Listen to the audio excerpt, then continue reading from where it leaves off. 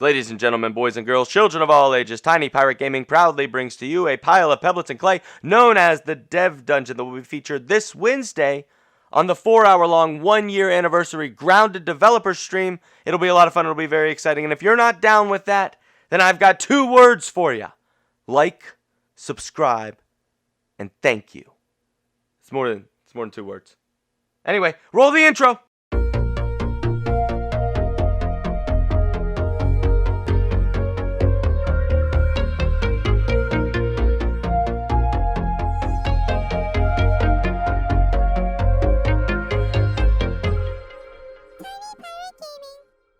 What up? It's Tiny Pirate Gaming, and in this video I'll be going over the Dev Dungeon, which is a huge maze complex that I have built within Grounded using the Grounded build mechanics.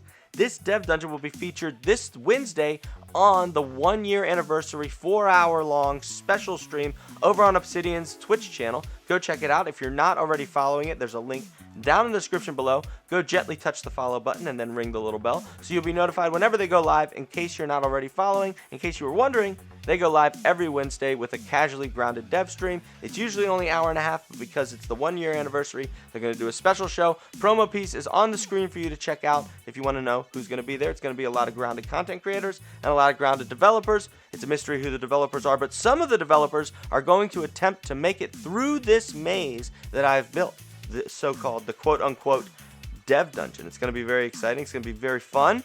And that's what this video is going to be featuring. It's going to be featuring the Dev Dungeon. It's going to be explaining a little bit about where it comes from. It came from me originally when I was first invited onto the dev stream. I came up with the idea to build a maze for them, a game within a game. Using the game mechanics of Grounded, I could build a game and maybe teach other people that you can build fun mazes for your friends using the build mechanics of Grounded. Creates a lot of player community involvement. It's very exciting. I highly recommend it, and that's what I'll be covering in this video is A, the rules of how to build a dev dungeon and how to use a dev dungeon, and some tips and tricks about how, if you're planning to build one, some things that might help make sure that your dev dungeon works properly so that your friends and you can have a very fun experience. Let's get into it right now with the rules.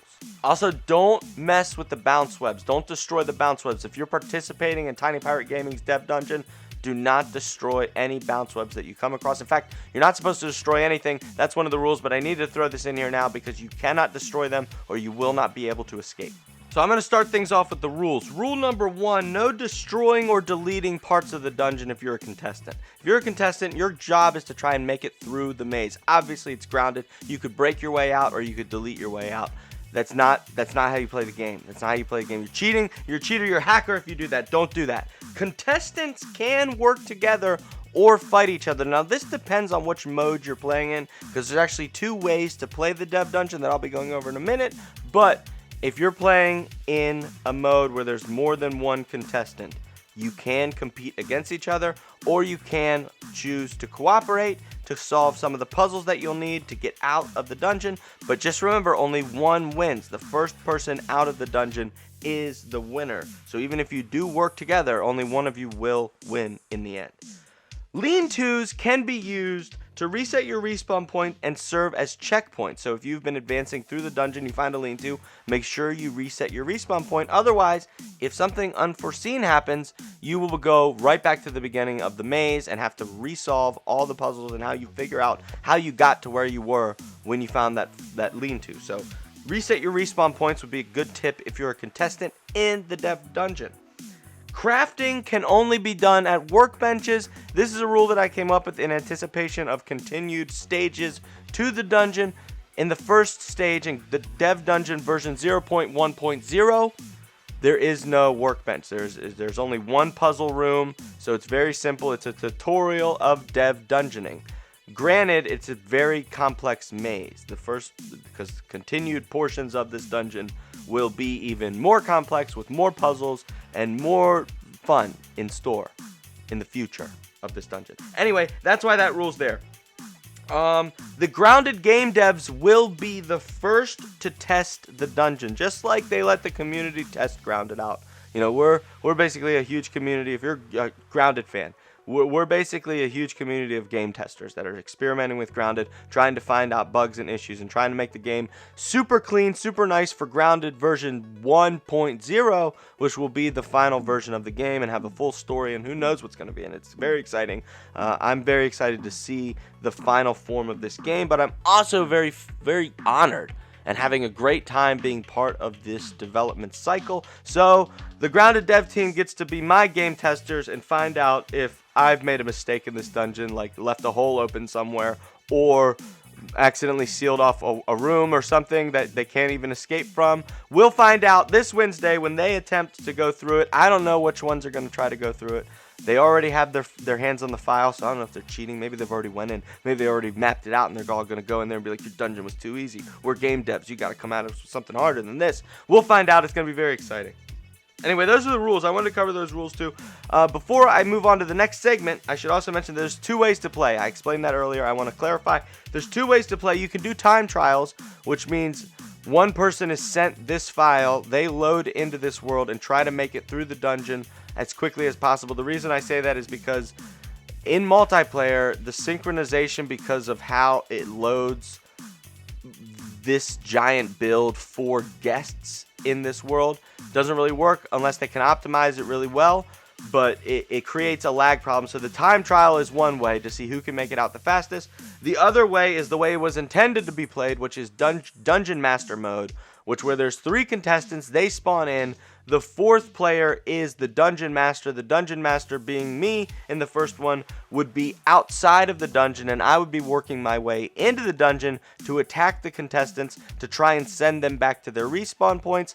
The Dungeon Master's respawn point has to be outside of the dungeon, at least 200 centimeters away. That way, if the contestants defeat the Dungeon Master, they have a period of time within the dungeon without having to worry about the Dungeon Master attacking them again.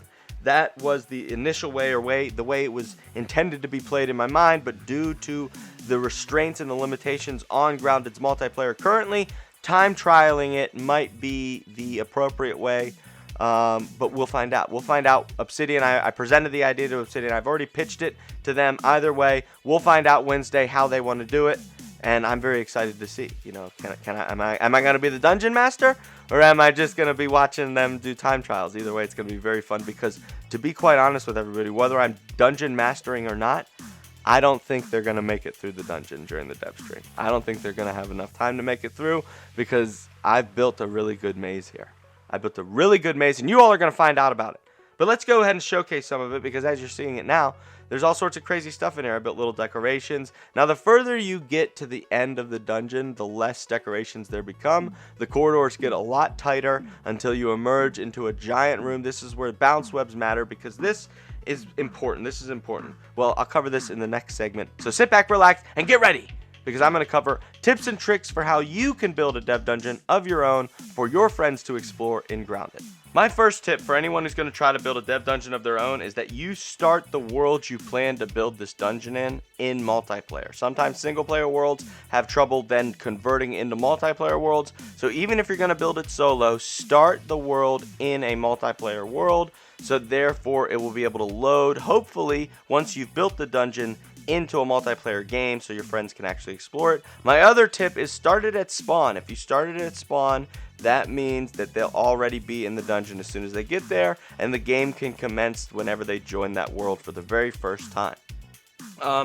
Another thing is be fun and creative. Ladders, bounce webs, and crates can be used to create mini games or puzzles that must be solved before advancing on to the next part of whatever dungeon or maze you're constructing. One thing I'd like to mention here is in mine there is a bounce web puzzle. The bounce webs are located in various chambers within the dungeon and must be located in order to access the escape route for escaping the dev dungeon. So don't destroy the bounce webs. There's only 3 in the dungeon. If they are destroyed, there is no way to escape. There's no way to solve the puzzles. So got to keep that in mind when you're doing it. This is for anyone who participates in my dev dungeon. Do not destroy the bounce webs, okay? For your own good. Don't destroy them. But I was also considering doing a ladder mini game where you got to find and move ladders, or where you got to jump from a specific series of ladders in a hallway and try to figure out which one leads to the right exit. There's a lot of fun ways you could develop very creative puzzle games using the grounded build mechanics that we currently have access to. We might get better features in the future. I'm really hoping for, fingers crossed. I'm really hoping that we do get some more, trap doors, locked crates, locked doors, keys, those sorts of things, just to make more player-built dungeon exploration, sort of in the vein of Minecraft. Minecraft has a lot of this player-built exploration stuff where you can build mazes and tunnels and puzzles for friends who enter into your world. I would like to see this replicated in the build mechanics of Grounded. I think it would be really fun. It would be really nice. But if you enjoyed this video, you could do me a huge favor and gently touch that like button. I'd really appreciate it. And if you want to see more exciting Grounded-related, Grounded-themed content, well, that's pretty much all that I do here. So I hope this video earned your subscription today. And if you ever want to come watch me play Grounded, I also play some other games. I'll be working on a new schedule for the Twitch streaming, but that's where I stream, over on Twitch. So go gently touch my follow button over there. Ring the little bells everywhere if you want to become part of the hashtag Tiny Crew. And if you ever want to come hang out with the hashtag Tiny Crew while I'm not streaming, or while none of them are streaming, because there's a lot of streamers that are part of that as well, well, you could join the Tiny Pirate Gaming Discord. And if you want to keep up with all things Tiny Pirate Gaming, all news, Tiny Pirate Gaming, random tweets, random videos that I throw out there, anything I retweet, deep in the Grounded community over there. But you could also follow me on Twitter, where I also promote some stuff there as well. And that pretty much covers it. Thank you so much for watching, and until next time. Arg, matey, watch your step. There be a tiny pirate here.